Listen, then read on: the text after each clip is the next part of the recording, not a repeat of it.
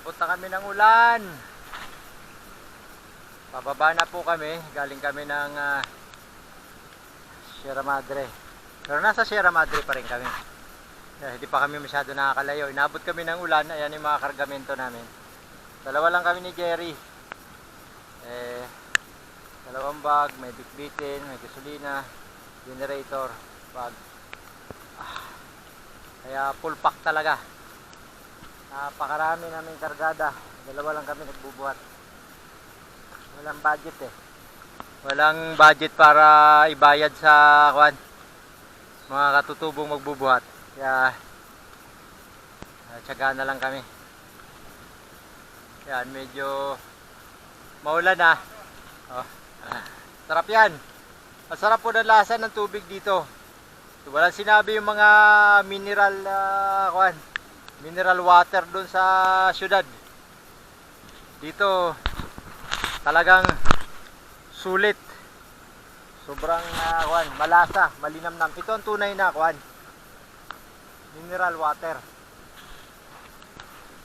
Talagang fresh from the mountain. From the mountain of the Sierra Madre.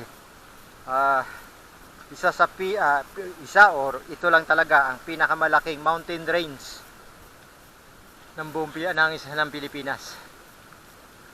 Kaya bagamat pagod, dami ng mga dalahin, pero yung excitement at saka yung experience hindi kayang tumbasan ng anumang halaga. At baliwala lahat ng mga pagod na yan sa experience na naranasan namin sa aming pag-explore dito sa kabundukan ng Sierra Madre. Lifetime mong iti-treasure siya sa buhay mo. Yung mga experience na yon. Almost 2 weeks na kami nandito. Medyo maulan na siya. Ayan o, umuulan na. Nakikita nyo. Ewan ko kung kita sa camera. Naulan na. Nandito kami sa ilalim ng kakahuyan. Ano? Sapa. Pahinga muna kami. At malapit-lapit na lang din naman. Siguro mga 1 kilometro. Megit. Mga 30 minutes na lakaran pa.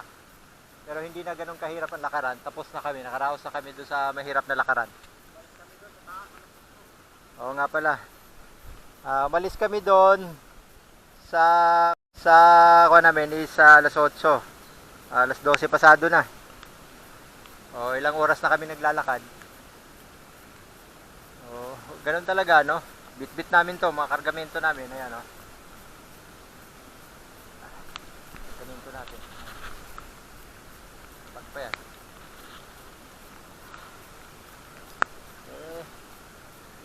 Enjoy naman.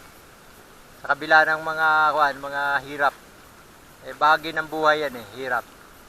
Bahagi na experience yan. Sabi ko nga, hindi kayang bayaran ng kahit na anong halaga yung experience namin sa pag-explore sa kabundukan ng Sierra Madre. Habang buhay namin iti-treasure ito. May kikwento pa namin sa mga susunod na henerasyon. Ang video na to papatunay ng aming talagang pag-adventure dito sa kabundukan na ito. At yung peace of mind, pagod kami, sobrang pagod, pero hindi namin napapansin yon, hindi yon importante sa amin. Yung peace of mind na panandalian namin na i-relax ang aming isipan, kahit pagod yung katawan, pero pakiramdam namin relax pa rin ang katawan. Kumpara nung nasa syudad na sobrang stress ka, ang dami mong kung ano-ano iniisip mo. Samantarang dito, peace of mind, walang signal, huni ng mga kulisap, ibon, tunog ng mga hayop na kung ano-ano na hindi mo maintindihan, tunog ng kalikasan, natural na natural, organic. Yun ang wala sa syudad. Na yun ang magbibigay sa'yo ng parabang nare-refresh yung sarili mo. Nare-refresh yung isipan at katawan mo. So, maganda, kuwan siya, no? Maganda. Yun lang, binahagi lang namin sa inyo habang nagpapahinga kami rito kasi umuulan eh. Yan, no?